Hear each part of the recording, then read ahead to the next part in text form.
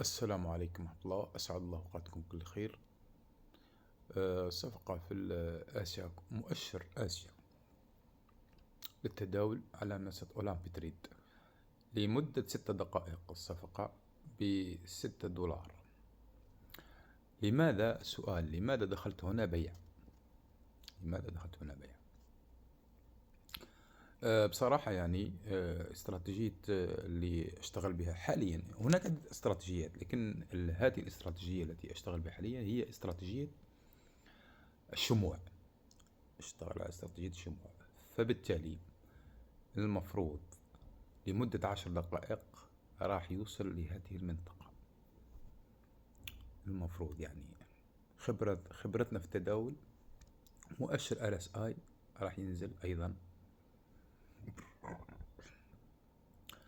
ويكون إن شاء الله صفقة رابحة.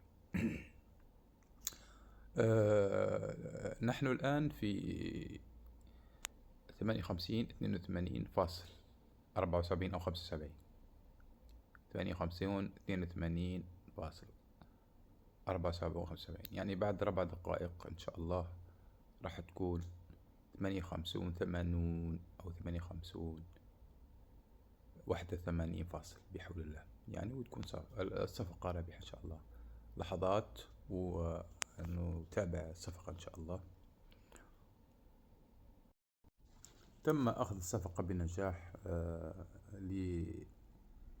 الاستراتيجية التي نتبعها، وتم أخذ الأرباح 5 دولار، وراح نضيف أيضا صفقة بيعية أخرى لمدة 7 دقائق ول 11 دولار إن شاء الله.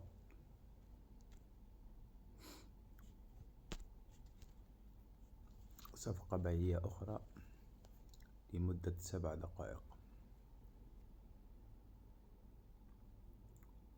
ب11 دولار. دخلنا 11 دولار صفقة بيعية لمدة 7 دقائق، وبإذن الله سمع عليم راح أتابع الصفقة وأقوم بتسجيل حصد الأرباح إن شاء الله في نهاية الثواني الأخيرة. بالفعل تم بحمد الله أخذ الأرباح الآن 11 دولار. الصفقة الثانية تماما حسب الاستراتيجية، وبالله توفيق. الحمد لله، بفضل الله وشكر الله.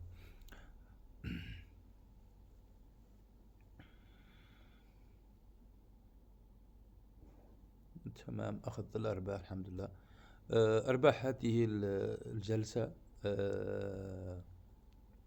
الجلسة الحالية، يعني اليوم الحالية أرباحها كانت صفقات.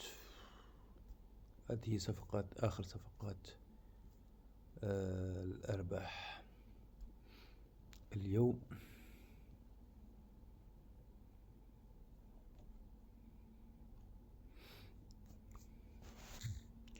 كانت قبل قليل صفقتين يعني كبيرتين في هذه كانت صفقة خاسرة من الأمس. اليوم كانت صفقة الدولار مقابل الفرنك السويسري 89 دولار ربح، و36 صفقتين في نفس التوقيت بنفس التوقيت. 47 دقيقة تم بفضل الله البيع من هذه المناطق، وأخذ في 47 دقيقة أخذ الربح. الآن صفقتين قمنا بتصويرهم مباشرة 5 و9 دولار. هذا بفضل الله والحمد لله.